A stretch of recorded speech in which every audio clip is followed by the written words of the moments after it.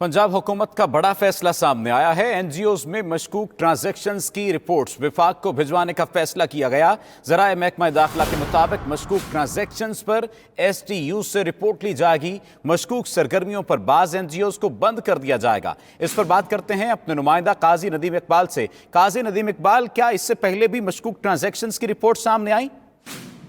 देखिए, इस हवाले से काम जो था उसकी फिलहाल तकरीबन 1.5 साल पहले शुरू की गई।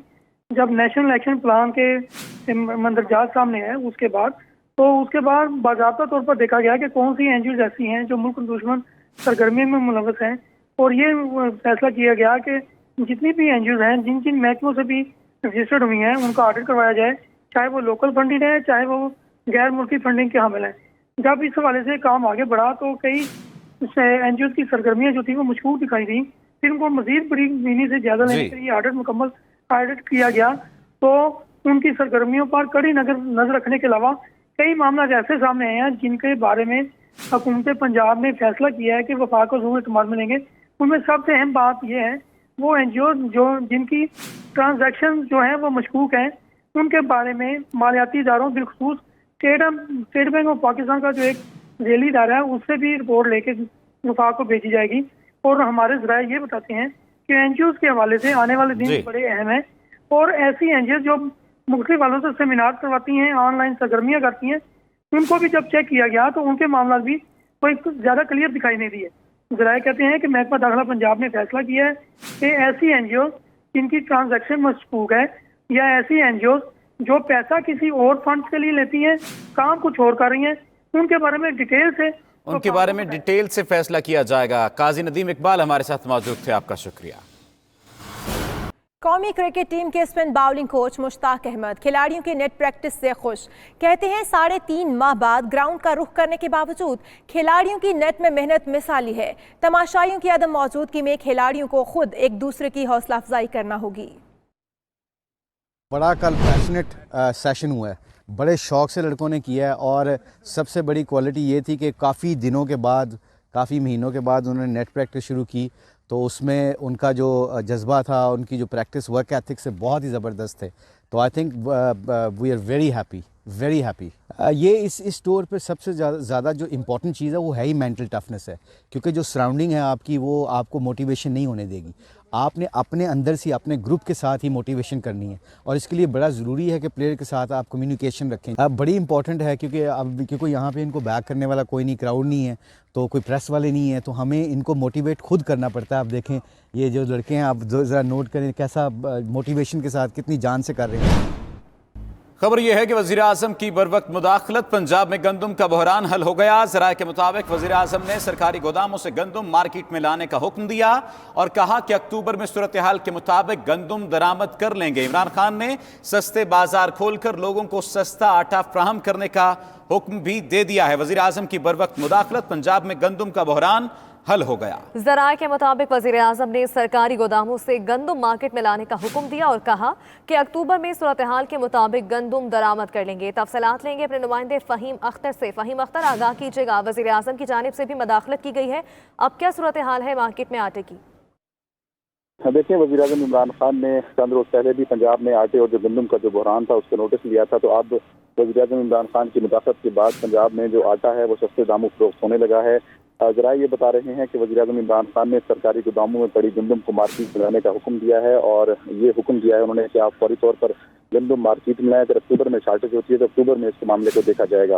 वज़ीर आज़म इमरान खान ने यह भी हिदायत की कि अगर अक्टूबर में ज़रूरत पड़ी तो सूरत हाल के मुताबिक गंदम को बरामद कर लिया जाएगा, और साथ ही वज़ीर आज़म ने सस्ता आटा यकीनी बनाने के लिए 35 अरब रुपए की सब्सिडी देने की भी हिदायत कर दी है, और ये कहा है कि सस्ते बाजार खोलकर लोगों को सस्ता आटा फराहम किया जाए। जबकि वज़ीर आज़म इमरान खान की मुदाखलत के बाद ये जो सस्ते दामों आटा है वो फरोख्त होने लगा है। और ज़रा ये भी बता रहे हैं कि वज़ीर आज़म ने गंदम बहरान पर ब्यूरोक्रेसी के जो ताख़ीरी मशवरे थे उनको नज़रअंदाज किया है, और ये कहा है कि जो आटा और गंदम मौजूद है इस वक्त वो आम मार्केट में लाया जाए ताकि जो फौरी बहरान है वो ख़त्म हो जाए। और वज़ीर आज़म इमरान खान की मुदाखलत के बाद अब पंजाब में सस्ता आटा जो है वो दस्तयाब हो चुका है। जी ठीक है, मार्केट में अब सस्ता आटा दस्तयाब है। फ़हीम अख्तर, तफसीलात देने का बहुत शुक्रिया। एफबीआर ने रियायती ड्यूटी और टैक्स के हुसूल पर नई शराइत लागू कर दी हैं।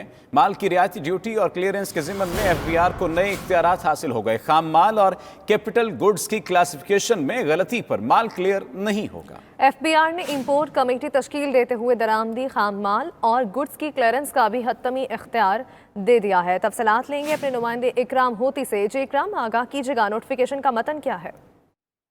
जी, दर हकीकत बजट में तो ये ऐलान कर दिया गया कि पाकिस्तान में सनत की तरक्की के लिए और सनत को लॉकडाउन के असरात से निकालने के लिए रियायतें दे दी गई हैं। इंपोर्ट ड्यूटी पर रियायत दे दी गई है और टैक्सों पर रियायत दे दी गई है, लेकिन मसला ये है कि उनको क्लियर करने के लिए नई शराइत लगा दी गई हैं। वो ये है कि इंटरनेशनल जो मार्केट है उसमें वर्ल्ड कस्टम ऑर्गेनाइजेशन ने जो उसूल बनाए, उन उसूलों के मुताबिक जितने भी खाम माल या मशीनरी है उसके नंबर होते हैं। उन नंबर के मुताबिक कहते हैं कि आपने करना है, वरना हम नंबर को चेक करेंगे। और एक कमेटी बना दी गई है जिसमें एफबीआर का चेयरमैन और उसके अलावा इंजीनियरिंग डेवलपमेंट बोर्ड के जो चेयरमैन हैं वो भी शामिल हैं और सारे मेंबर एफबीआर के शामिल हैं। वो ये तय करेंगे कि किसी बंदे ने वो जो नंबर है वर्ल्ड कस्टम ऑर्गेनाइजेशन को वो सही लगाया है कि नहीं। उस सिलसिले में ये है कि सुओ मोटो इख्तियार एफबीआर को इख्तियार हो गया है कि वो किसी की भी खाम माल की क्लियरेंस को रिजेक्ट कर दे। इससे क्या होगा कि जो माल आया है वो पोर्ट पे सड़ता रहेगा जिस तरह पहले भी होता रहा है, और उसके अलावा उसको बहुत ज्यादा डैमेज भी भरना पड़ेगा उस माल का, पेनल्टीज भी लगेंगी। ये जो सिलसिला है, इस सिलसिले में एफबीआर का जो सुओ मोटो इख्तियार है इसको शायद अदालत में चैलेंज कर दिया जाए, क्योंकि ये बहुत सख्त इख्तियार है। और जो पुराना तरीका था कि जो क्लासिफिकेशन होती थी माल की उसके मुताबिक उनको जारी किया जाए, ताकि जो लॉकडाउन की वजह से नुकसान पहुंचा है पाकिस्तानी सनत को, उसमें जो रियायती ड्यूटीज दी गई हैं उसको निकालने के लिए सनत को से, ताकि उसको फायदा हो, ताकि सनत को फायदा हो सके। इकराम होती, शुक्रिया, आपने आगाह किया। अहम खबर ये भी है कि कराची में लोड शेडिंग और ओवर बिलिंग की शिकायत पर नेपरा में अवामी समाअत मुकम्मल हो गई। चेयरमैन नेपरा का कहना है कि तमाम हकाइक और तजावीज़ का जायजा लेकर फैसला सुनाएंगे। नेपरा ने किया इलेक्ट्रिक का टैरिफ यकसा करने का इंदिया भी दे दिया है कि इलेक्ट्रिक से बिजली की तकसीम और पैदावार समेत दीगर तफसीलात तलब कर ली गई हैं। चेयरमैन नेपरा तौसीफ एच फारूकी ने कहा, विफाक की इजाफी बिजली फराहम करके भी दी है, लेकिन की इलेक्ट्रिक की सलाहियत नहीं कि इसे उठा सकें। दौरान समाअत कराची के अवाम के इलेक्ट्रिक के खिलाफ भड़क उठे हैं।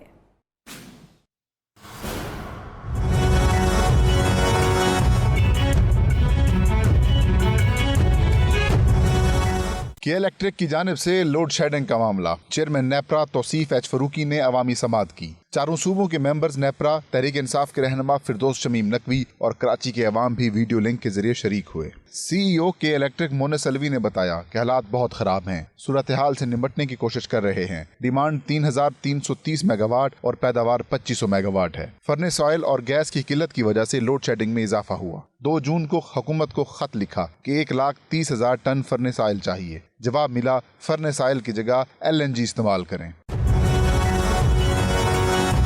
चेयरमैन नेपरा ने ट्रांसमिशन और डिस्ट्रीब्यूशन सेक्टर पर काम की तफसीलात तलब करते हुए कहा कि जो भी डायरेक्शंस दी जाती हैं उस पर कोई अमल दरामद नहीं किया जाता। कोरोना वायरस की सूरत हाल ना होती तो के इलेक्ट्रिक का शॉर्टफॉल 4500 मेगावाट होता। के इलेक्ट्रिक ने गर्मियों का सीजन शुरू होने से पहले क्या तैयारी की थी? आइंदा साल बिजली तलब का अंदाजा क्यों नहीं लगाया? फिरदौस शमीम नकवी बोले, के इलेक्ट्रिक ने 1 माह का फर्नेस ऑयल का स्टॉक क्यों नहीं रखा? नेपरा देखे कि के इलेक्ट्रिक का मौजूदा ढांचा कराची के लिए काफी है या नहीं।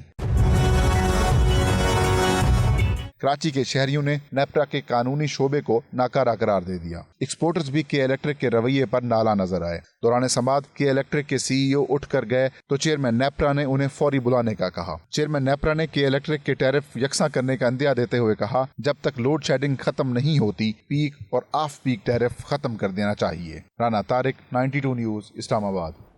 खबरों के सिलसिले को आगे बढ़ाएंगे। रहनुमा मुस्लिम लीग काफ चौधरी शुजात हुसैन कहते हैं, मौलाना फजलुर रहमान के धरने पर हालात साजगार बनाने में चौधरी परवेज इलाही का अहम किरदार रहा। उनके मशवरे पर अमल करते हुए मामला अफवामो तफहीम से हल हो गया। चौधरी शुजात ने कहा, मलीहा लोधी की गिरफ्तारी के मुतालबे पर उन्हें बताया कि इसके नतायज अच्छे नहीं होंगे। मजीद तफसीलात लाहौर से मियां शाहिद नदीम की इस रिपोर्ट में।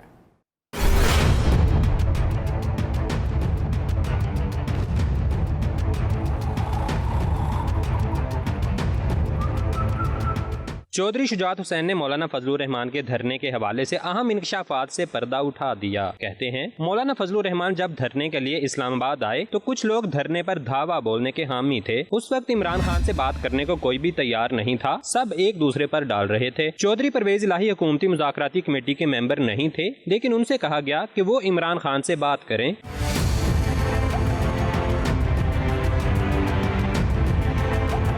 चौधरी शुजात हुसैन ने जारी बयान में कहा कि चौधरी परवेज इलाही ने इमरान खान से मुलाकात की और मशवरा दिया। उन्होंने कहा, अगर मार कटाई शुरू हो गई और कोई आदमी मर गया तो इल्जाम लेने पर कोई तैयार नहीं होगा। वजीर आजम को हर चीज का जवाब देना पड़ेगा, जिस पर फैसला मौखर कर दिया गया। चौधरी शुजात हुसैन ने कहा कि मौलाना फजलुर रहमान के मामले पर हमारी पार्टी पर इल्जाम लगाया गया। ऐसे हालात में परवेज इलाही की बाहमी सोच पर अमल करते हुए मामला अफहाम तफहीम से हल हुआ और तारीख में पहली मरतबा हुआ कि धरने के सारे वाक़े में एक गिलास तक नहीं टूटा। चौधरी शुजात हुसैन ने कहा, नवाज शरीफ ने भी मलिहा लोधी को बगावत के केस में गिरफ्तार करने का कहा, लेकिन मैंने मुखालफत की। मियां शाहिद नदीम, 92 न्यूज़, लाहौर।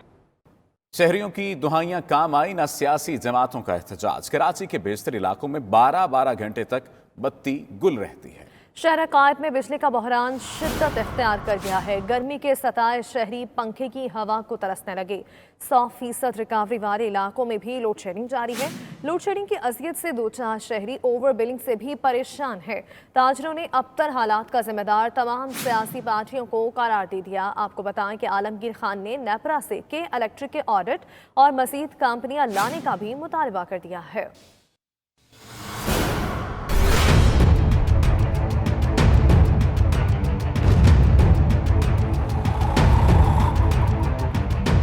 शहरियों की दुहाइयां काम आई, न सियासी जमातों का एहतजाज। कराची के बेशतर इलाकों में 12-12 घंटे तक बत्ती गुल।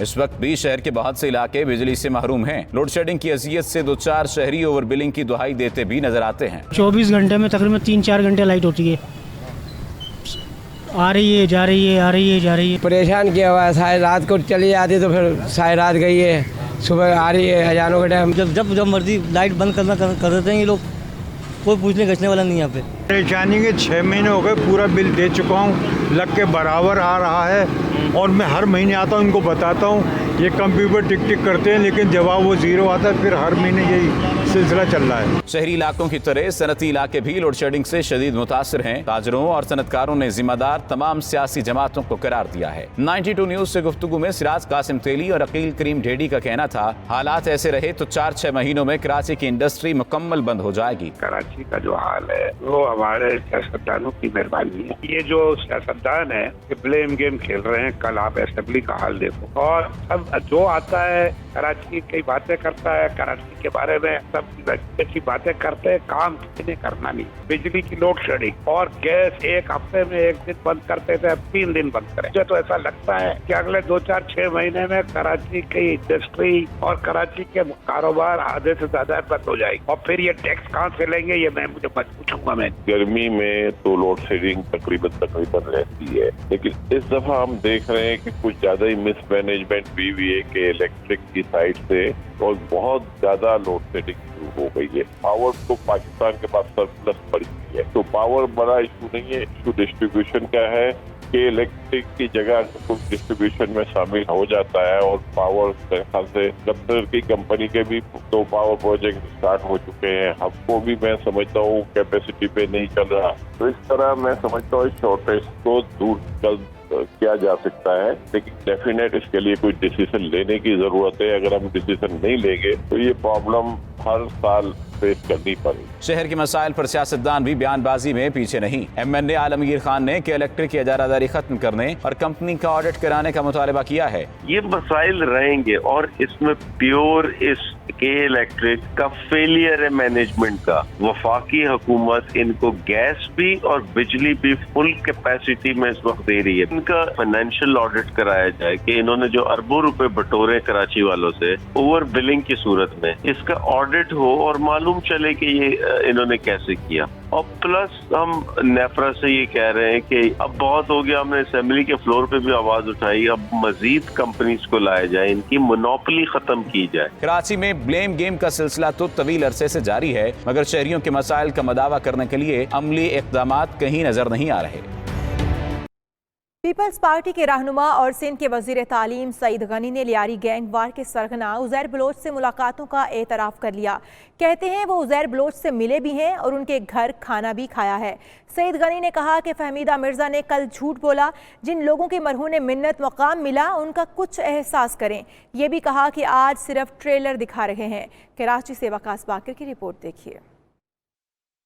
पीपल्स पार्टी और मिर्जा फैमिली आमने सामने। वजीर तालीम सिंध सईद गनी की वजीर इत्तलात सिंध नासिर हुसैन शाह के साथ सिंध असम्बली में प्रेस कॉन्फ्रेंस। सईद गनी ने कहा कि मिर्जा फैमिली के पास तो बदीन में 1 इंच जमीन नहीं थी। आसिफ जरदारी ने उनको नवाजा। फहमीदा मिर्जा को स्पीकर बनाया, जुल्फिकार मिर्जा को वजीर दाखिला बनाया। सईद गनी ने सवाल किया कि हम बुरे थे तो फहमीदा मिर्जा और हसनैन मिर्जा ने 2013 में पीपल्स पार्टी का टिकट क्यों मांगा था। इस्लामी दुनिया की पहली स्पीकर बन गई, इतना बड़ा ओहदा किसी को मिल सकता है?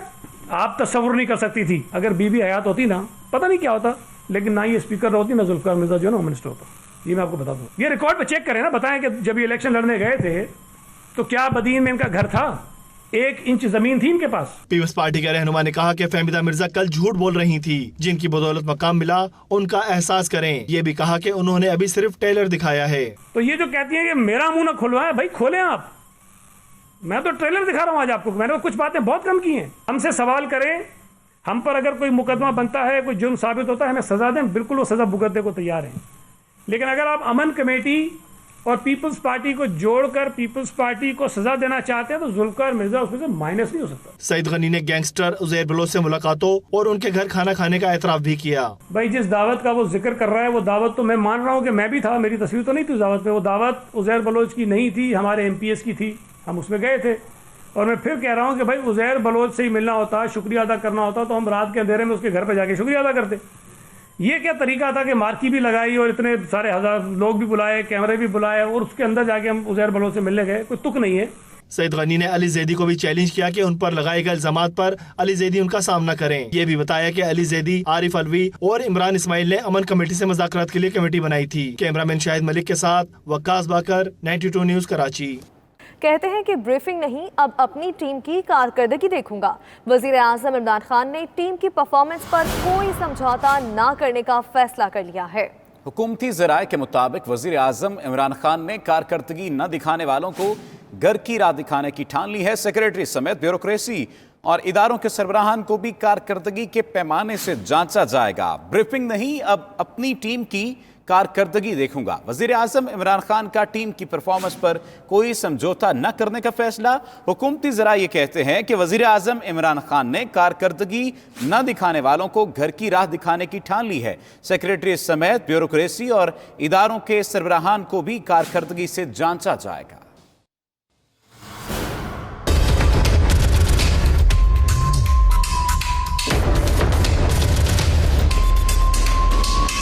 कारकर्दगी पर वज़ीर-ए-आज़म इमरान खान का अब कोई समझौता न करने का फैसला। हुकूमती अमूर में ताखीरी हरबे दिखाने वालों को घर की राह दिखाने की भी ठान ली। ज़राए ने बताया कि वज़रा, मुशीरान, मुआवनीन को ब्रीफिंग की बजाय अब कारकर्दगी दिखाना होगी। सेक्रेटरी समेत ब्यूरोक्रेसी और इदारों के सरबराहान को भी कारकर्दगी के पैमाने से जांचा जाएगा। हुकूमती फैसलों पर कितना अमल हुआ, सबको हकायक बताना होंगे। ज़राए ने बताया कि वज़ीर-ए-आज़म ने सरकारी महकमों और वजारतों की हर ब्रीफिंग के अदाद-ओ-शुमार अपनी डायरी में रिकॉर्ड किए हुए हैं। उनके सेक्रेटरी आज़म खान भी तमाम वजारतों की ब्रीफिंग को अलग से डायरी में दर्ज कर रहे हैं। वज़ीर-ए-आज़म ने दोनों डायरियां खोलकर ताखीरी हरबों पर कई अफसरान की सजनिश भी की, जबकि हर महकमे की ब्रीफिंग के दौरान अपने रिकॉर्ड से मवाजना भी कर रहे हैं। वज़ीर-ए-आज़म ने अपनी टीम पर भी वाज़े कर दिया कि वजारतें हों या डिवीजन, हुकूमती अमूर में कोताही या ताखीर बर्दाश्त नहीं करूंगा। सूबाई काबीना और अफसरशाही को भी अब कारकर्दगी के तराजू पर तोला जाएगा। फहीम अख्तर, 92 न्यूज़, इस्लामाबाद।